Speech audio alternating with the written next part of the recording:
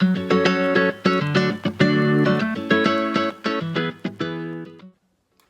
seconde vidéo YouTube cette fois-ci sur le thème des achats que j'ai pu faire pendant ma grossesse, pendant mes 2 grossesses même, pour prévoir l'arrivée de mes bébés. Donc évidemment on a acheté énormément de choses pour notre numéro 1, donc pour mon grand Tyron, et j'ai conservé un maximum de choses pour l'arrivée de Lio, donc de bébé 2. Du coup là on a acheté beaucoup moins de choses, donc je ferai des parallèles du coup entre bébé 1 et bébé 2 pendant la vidéo.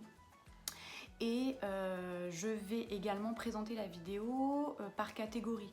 Donc je vais d'abord présenter ce qu'on a acheté en équipement de la chambre, ensuite au niveau de la nourriture de bébé, ensuite de la toilette, etc. Donc du coup, pour démarrer, donc au niveau de la chambre de bébé, alors évidemment il va vous falloir un lit. Alors nous on l'a acheté d'occasion sur le Bon Coin, chez un particulier qui habitait à côté de chez nous. Par contre, on a racheté un matelas neuf, c'est important parce que vous ne savez pas dans quelles conditions ils ont été conservés. Si c'est dans un garage, etc., les gens ont beau vous dire qu'il était traité sous housse, etc., vous ne savez pas et vous allez accueillir un nouveau-né. Donc un petit conseil, matelas neuf, il y a aussi l'aspect rigidité du matelas. Le matelas doit être rigide, du coup un matelas qui a déjà été utilisé par un bébé pendant plusieurs années sera de moins bonne qualité au niveau du sommeil, voire parfois dangereux parce que justement il ne sera pas assez ferme. Au niveau du lit, donc nous on n'est pas passé par la case berceau pour bébé 1, j'ai tout de suite pris un lit, alors je crois que c'est 60 par 120, quelque chose comme ça. Si vous avez peur que bébé soit trop au large dans ce grand lit, vous pouvez prévoir des réducteurs. Alors moi personnellement, j'en ai pas utilisé. Tyron a très bien dormi dans son grand lit tout de suite, il s'y est senti plutôt bien. Donc pas de souci là-dessus. Prévoyez des alaises en grande quantité, au moins 3 je dirais, et des draps pareil parce que au départ vous n'êtes pas à l'abri que bébé régurgite pas mal. Il y a aussi des pipis qui peuvent déborder. Donc voilà, soyez prévoyants là-dessus pour éviter d'avoir à faire des machines dans l'urgence ou de vous retrouver à court de linge de lit. Vous pouvez prévoir également un petit tour de lit. Alors, selon les professionnels, c'est pas toujours sécuritaire. Bon, moi personnellement, j'avais prévu un tour de lit. J'ai jamais eu de soucis là-dessus. Ça, c'est à voir en fonction de votre feeling. Parlez-en peut-être aux auxiliaires puères que vous allez rencontrer à la maternité ou à vos sages-femmes. L'important pour moi c'est que le tour de lit soit bien fixé, voire passe en dessous du matelas pour éviter que bébé aille se coincer dessous. Bon après je vous dis, moi personnellement j'ai jamais eu de soucis, mais on n'est pas à l'abri.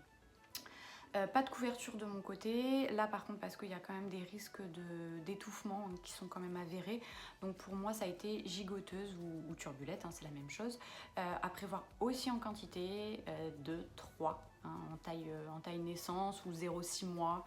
Il y en a qui sont adaptables, donc vous pouvez déplier au cours de l'évolution de l'enfant. Pourquoi en grande quantité? Pour les mêmes raisons que la laise et les draps, hein. C'est que bébé il peut régurgiter, il peut faire des pipis débordants, etc. Donc soyez pas à court de turbulettes, ça risque d'être assez embêtant. Du coup, au niveau du lit, on évite de mettre des doudous dedans. Moi personnellement, j'avais pas acheté de doudous parce que je savais très bien qu'on allait nous en fournir pas mal et que ça allait être un des cadeaux qu'on allait recevoir en grande partie à la maternité à l'arrivée de bébé. Vous pouvez quand même vous faire plaisir, il n'y a pas de souci, mais sachez que c'est des cadeaux que vous risquez d'avoir en quantité.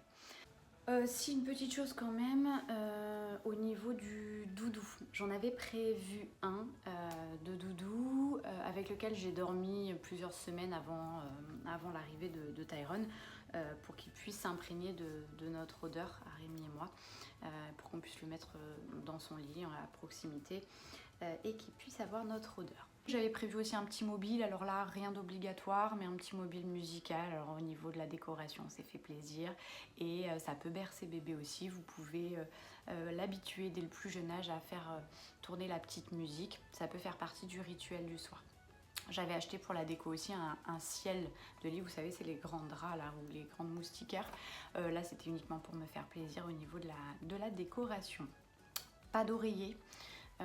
Bébé dort à plat les premiers temps, enfin en tout cas moi c'est comme ça qu'on m'a conseillé de faire dormir bébé. Voilà, au niveau du lit à proprement parler et du sommeil, prévoyez peut-être des tétines si vous n'êtes pas totalement contre.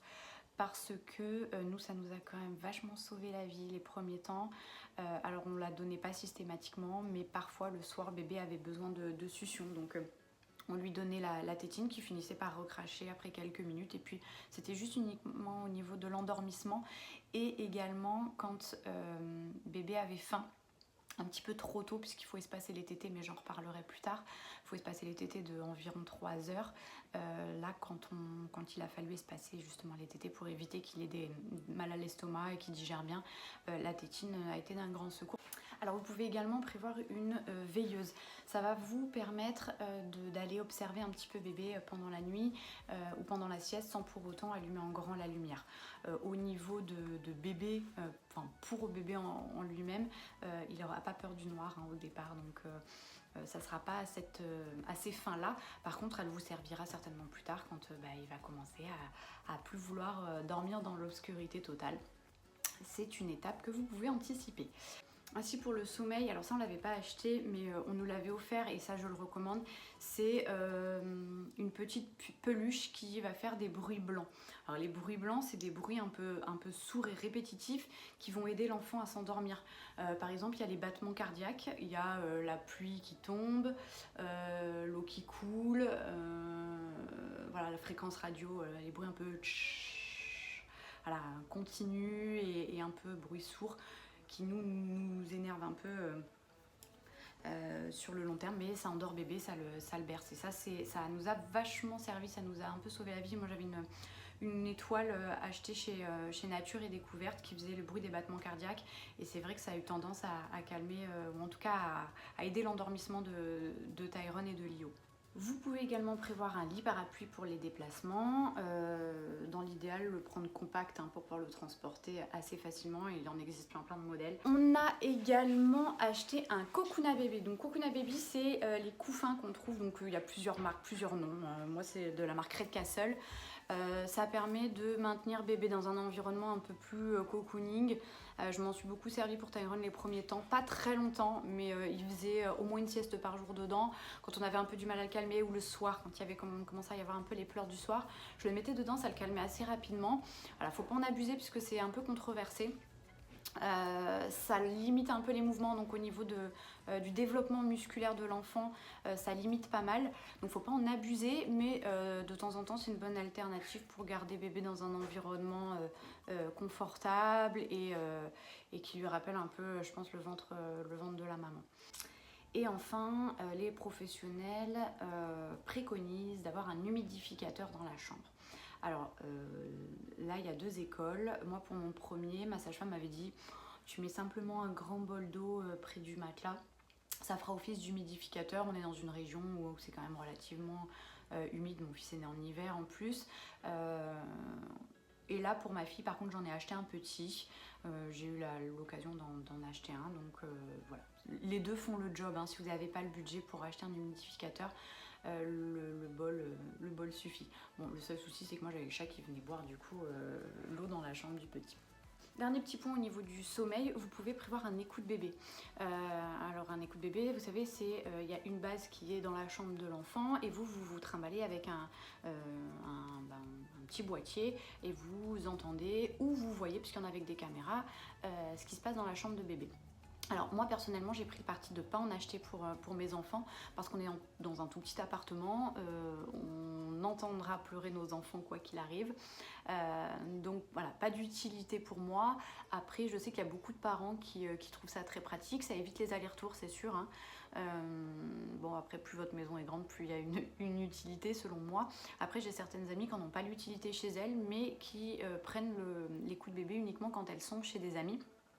Parce que le bébé dort dans une chambre et pour éviter d'avoir à faire des allers-retours, elles mettent en place l'écoute bébé et ça leur évite de faire des allers-retours et elles sont plus tranquilles. Ensuite, au niveau de l'alimentation de bébé, alors pour mon fils, J'ai essayé d'allaiter, donc j'avais prévu tout ce qu'il fallait pour l'allaitement. Donc les soutiens-gorge, les coussinets d'allaitement. Après, sincèrement, il ne faut pas grand-chose. Prévoyez pas de tire-lait, hein, pas au départ, parce que vous pourrez le louer ou en acheter un par la suite si vous en avez besoin. Bon, il s'avère que l'allaitement a été très compliqué, donc du coup j'avais également prévu les biberons, surtout que à l'époque j'ai repris le travail très tôt, hein, Tyron avait à peine 3 mois, donc je savais que très vite on allait passer sur de l'allaitement mixte et puis exclusif au biberon par la suite. Donc là on avait prévu tout le set de biberons de la marque MAM, hein, c'est ce qu'on m'a conseillé au niveau des anticoliques. Il y avait un set naissance avec des tout petits bibis pour le début, des moyens, des grands avec différentes tailles de tétines, puisque les tétines évoluent aussi, le débit des tétines évolue au fil de l'évolution de l'enfant. Prévoyez aussi un égouttoir et prévoyez ce qu'il faut aussi pour nettoyer les biberons. Donc c'est ce qu'on appelle un goupillon. Vous pouvez aussi prévoir un chauffe-biberon. Nous personnellement on donnait à température ambiante, donc on n'a jamais chauffé les biberons et Tyron a toujours pris sans problème. Pareil pour Lio, pour le moment pas de souci, tout est donné à température ambiante. Prévoyez des bavoirs évidemment, ou des langes, des petits langes. Ça fait aussi très bien le job. Pour ce qui est du stérilisateur, alors nous on a pris parti de ne pas stériliser systématiquement les biberons. Je stérilisais à l'eau chaude, je faisais bouillir les biberons 2 fois par semaine à peu près, mais pas de stérilisateur. Si vous décidez de ne pas allaiter, pensez à prévoir une boîte de lait, hein, pour le retour à la maison. Donc ça c'est papa qui peut s'en charger pendant que vous êtes à la maternité et acheter la même marque que celle de la maternité si votre bébé a pris sans problème et du coup est habitué pendant 3 jours à ce lait là. Si vous n'allaitez pas, prévoyez aussi les packs d'eau. Parce que les enfants en bas âge n'ont pas le droit de boire l'eau du robinet. Alors au niveau de l'alimentation, il y a aussi autre chose, si vous voulez être vraiment très prévoyant pour les mois à venir, c'est, ça vous pouvez le mettre sur votre liste de naissance par exemple, c'est le set de repas, donc avec les cuillères un peu molles, parce que mine de rien ça va arriver quand même assez vite, hein, la diversification c'est vers 4 mois, et le set de premiers repas. Coup de cœur pour l'assiette à ventouse, voilà, qui finit pas par terre à chaque grand mouvement de bébé, et prévoir aussi la chaise haute. Là pareil, moi j'avais pris la Prima Papa 0, Prima Papa 03 de mémoire de chez Pec Perego. Je m'en suis même servi comme transat un peu quand voilà, je voulais mettre bébé à hauteur. Sans pour autant manger, il était tout petit, hein, Tyron il avait 3 mois je crois, on la mettait dedans parce que c'est un siège qui est assez confortable, assez molletonné, on peut l'incliner pour faire un espèce de petit cocon, donc ça m'a pas servi que pour le faire manger, je m'en suis servi finalement assez tôt, même avant la diversification et le besoin d'avoir bébé assis.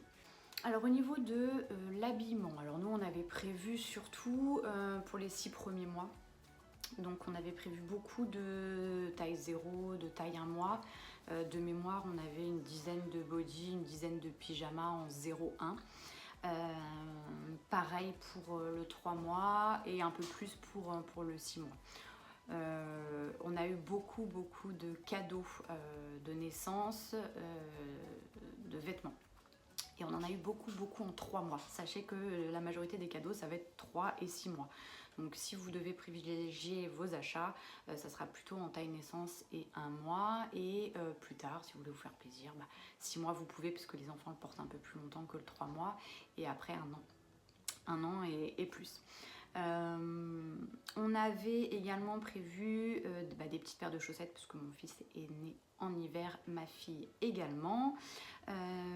Une petite paire de chaussons chacun. On avait aussi prévu une combi pilote, et notamment pour la sortie de la maternité. Un bonnet, des petites brassières en laine ou en coton. Et également on s'était fait plaisir sur une ou deux petites tenues un peu plus habillées, autres que des pyjamas.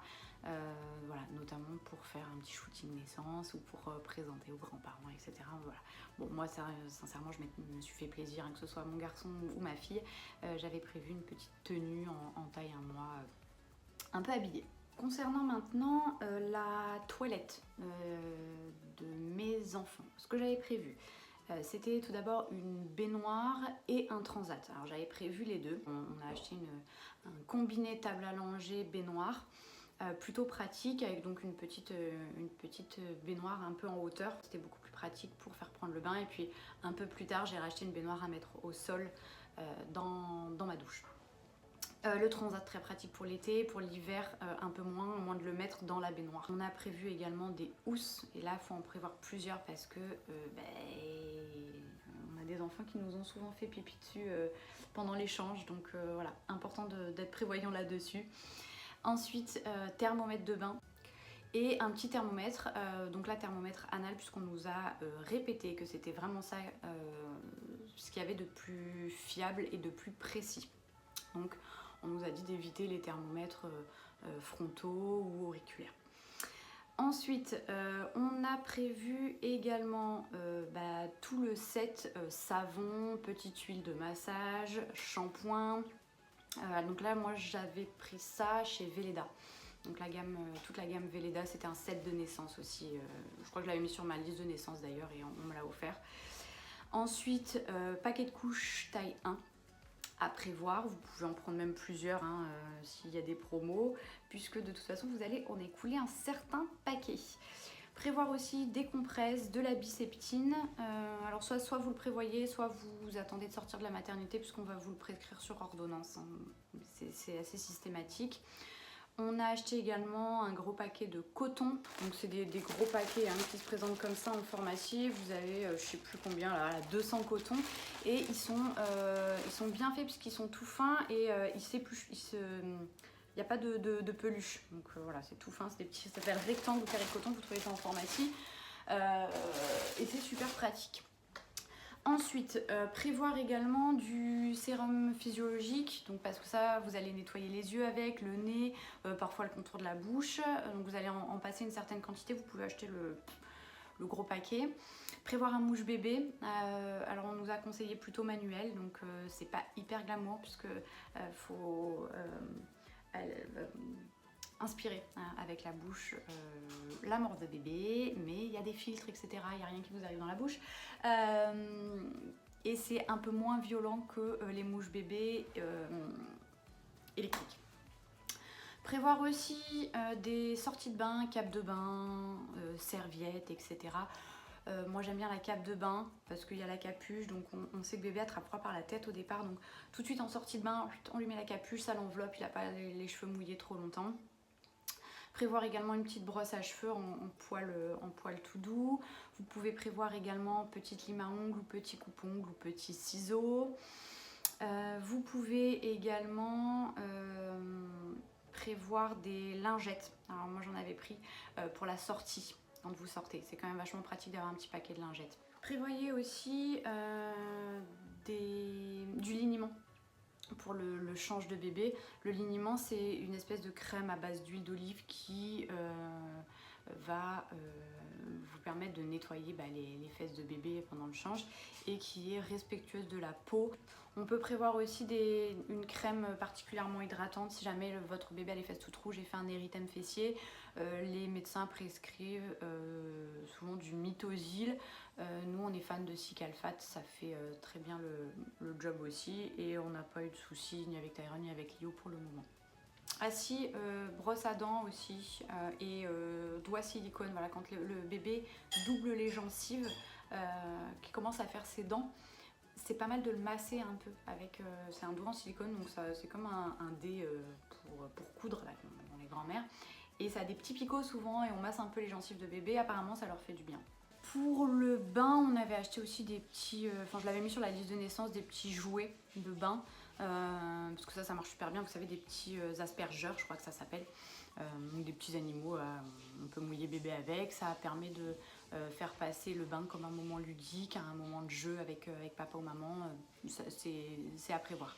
Alors on passe au matériel dont on a besoin pour la sortie. Alors là, ce qu'on avait acheté, c'est une poussette trio, donc avec la nacelle. La nacelle, c'est le gros couffin où bébé est allongé dedans. Il y a le cosy, donc le cosy c'est la coque un peu incurvée qui sert aussi de siège auto les premiers mois. Et après il y a la canne, donc la vraie poussette, mais qui est un petit peu plus confortable et plus adaptée aux petits qu'une poussette simplement poussette canne. Alors on avait pris, on a d'ailleurs toujours parce qu'on l'a gardé pour Lio, la Trio Book de chez Peg Perego. Alors elle est géniale au niveau maniabilité, il n'y a pas à dire, elle se ferme à une main, elle prend les trottoirs sans problème, les roues sont grosses, tout est démontable, tout est déhoussable, tout est lavable. Moi en tant que maman, j'ai pas énormément de force pour soulever, etc. Elle est super pratique. Le seul bémol, c'est qu'elle est lourde, mais ça je crois que c'est le cas de toutes les poussettes Trio, et qu'elle est hyper encombrante quand elle est pliée. C'est-à-dire qu'en fait, elle se plie en deux, mais faut avoir un sacré coffre pour pouvoir la mettre. Bon, nous, on a des voitures qui nous permettent du coup de mettre comment on appelle ça, le châssis dans le coffre. Mais attention, si vous avez une toute petite voiture, bonjour... Voilà, c'est sportif à mon avis à mettre, il va falloir jouer à Tetris avec votre coffre et vos équipements, quoi. Après, voilà, si c'était à refaire, je reprendrais la même parce qu'elle est vraiment, vraiment géniale. Alors, il faut savoir que c'est un sacré investissement, c'est très très cher et on s'en sert un an. Voilà, pas plus. En général, voilà, c'est quand même assez encombrant, beaucoup plus encombrant qu'une petite poussette canne par exemple chez McLaren, hein, pour pas les citer, qui sont quand même très pratiques. Elles se plient, elles font un mètre, elles sont grandes comme ça quand elles sont pliées, à mettre dans le coffre, c'est tout léger. Donc à partir du moment où bébé tient assis, même vers 9 mois, nous, la Trio au garage, on l'a gardée parce qu'on savait qu'on voulait un deuxième bébé. Mais là, voilà, quand Lio n'en aura plus besoin, je la revendrai ou je la donnerai. Mais parce que c'est quand même pas hyper pratique à partir d'un certain moment où il y a d'autres alternatives. Une chose qu'on a acheté à l'arrivée de Lio, c'est une planche qui est adaptable à la poussette Trio. Pour quand je pousse la poussette, que Tyron puisse se caler dessus, et c'est comme un marchepied en fait, et du coup il est poussé en même temps que sa sœur devant moi. Pour le moment il préfère pousser lui la poussette, donc ça n'a pas grande utilité, mais c'est acheté. Si vous êtes sur la région parisienne, je sais que il y a la Yo-Yo qui est super parce qu'elle passe, je crois que c'est la seule ou une des seules qui passe entre les portiques des métros. Donc ça vous évite d'avoir à plier, déplier le truc si vous prenez le métro régulièrement. Au-delà de ça, pour la sortie, donc à l'intérieur du couffin, j'avais mis un nid d'ange. À l'intérieur du cosy, une couverture nomade. Donc le nid d'ange, je vous montre ce que c'est. C'est un sac de couchage en fait, hein, voilà, là celle-là elle est super parce qu'il y a un petit adaptateur pour mettre la tête pour que ce soit un peu plus confortable. Et la couverture nomade, donc c'est une couverture où on met pareil les passants du cosy, et on enveloppe bébé avec les 3 pans de la couverture, ce qui nous permet quand on est dans les magasins etc de juste enlever les pans pour pas que bébé ait trop chaud, sans pour autant le réveiller, avoir enlevé la combinaison, truc machin. Vous pouvez aussi acheter une chancelière, donc chancelière c'est pareil, c'est un sac de couchage. Voilà, moi j'ai opté plutôt pour les 2 autres produits, après c'est une question de choix. J'avais aussi acheté une écharpe de portage parce que c'est quand même vachement pratique quand on sort à pied, on évite de sortir la poussette. Ça m'a aussi aidé à calmer bébé quand il y a des difficultés à l'endormissement. Je pense que je ferai une vidéo sur l'écharpe de portage et sur les techniques de portage parce que vous êtes pas mal à me le demander et qu'en plus j'ai plusieurs produits à tester. J'ai le porte-bébé aussi que vous pouvez acheter d'ailleurs, hein. J'en avais un aussi pour Tyron. J'en ai pas racheté pour Léo puisque je m'en suis pas servi. Je me suis uniquement servi de l'écharpe, il était beaucoup mieux dedans. Vous pouvez prévoir un habillage de pluie pour la poussette. Bon, moi je suis dans une région où quand il pleut, en général on sort pas trop, hein, et puis il pleut pas non plus tous les jours. Voilà, après si vous êtes dans une région où effectivement ça pleut beaucoup, prévoyez l'habillage de pluie, hein, c'est l'espèce de bâche là, de housse transparente que vous mettez par-dessus la poussette. En général c'est vendu avec les trios, hein, vous l'avez avec. Prévoir aussi un sac à langer. Moi j'avais acheté un petit tapis de change nomade. Donc c'est un tapis qui se déplie. D'un côté c'est une matière toute douce en tissu, et de l'autre côté c'est comme une alaise, donc ce qui fait que ça, si jamais vous changez bébé et qu'il y a un pipi, ça va pas transpercer, et c'est imperméable. Dans votre sac à langer, mettez aussi des lingettes, du coton, du liniment, le sérum Phi, des compresses stériles non tissées. Éventuellement, si vous avez un petit échantillon de Biceptine, vous pouvez le prendre aussi. Des couches. Qu'est-ce qu'on met d'autre? Vous pouvez mettre un change, vous pouvez mettre une tétine de secours. Et ça sera déjà pas mal. Et un bavoir. Alors ce que vous pouvez également acheter pour la sortie, c'est les pare-soleil pour les voitures. C'est pas obligatoire, mais bon, vous pouvez toujours le mettre sur votre liste de naissance. C'est le deuxième rétroviseur central aussi si vous voulez apercevoir bébé dans son siège auto. Ça c'est des choses personnellement que j'ai pas acheté. Pour la sortie, prévoyez aussi, si vous n'allaitez pas, des boîtes doseuses de lait pour pouvoir transporter les doses. Vous pouvez prévoir aussi un siège auto 0+. Alors, je sais qu'à l'achat, les sièges auto sont assez chers, mais essayez de privilégier ceux qui se tournent, parce que, alors moi ça a été magique ça, ceux qui se tournent d'un quart, parce que comme ça vous mettez bébé face à vous, vous cassez pas le dos, et dans l'idéal, si vous arrivez à en acheter un qui va jusqu'à loin dans l'âge de bébé, donc généralement c'est les 0+, 1, 2, 3. Enfin pour l'éveil de bébé, donc là vous allez pouvoir trouver sur les différents sites de puériculture plein de petits jouets d'éveil, des choses avec différentes textures, avec différents sons qui vont permettre à l'enfant d'évoluer et d'évoluer notamment cognitivement. Donc j'avais pris un tapis d'éveil avec justement différentes textures, j'en avais pris un pour l'intérieur tout doux, j'en avais pris un pour l'extérieur donc avec le dessous qui était en plastique, donc ce qui permettait voilà, de le mettre à l'extérieur, dans l'herbe, etc. Un mobile, mais ça je l'ai dit dans la partie de la chambre. J'avais également mis sur ma liste de naissance des petits livres de comptines. J'avais également un petit CD de comptines. J'avais pris des petits livres à la Fnac, justement tout doux, avec différentes textures, différentes couleurs. On avait mis aussi sur notre liste de naissance un parc avec le tour de parc pour que ce soit un petit peu plus molletonné en dessous et sur les côtés. J'ai installé l'arche de jeu dedans, ça servait aussi de lit d'appoint dans le salon les premiers mois de Tyrone. Je l'ai gardé pour ma fille, donc j'en ai un là pour Lio.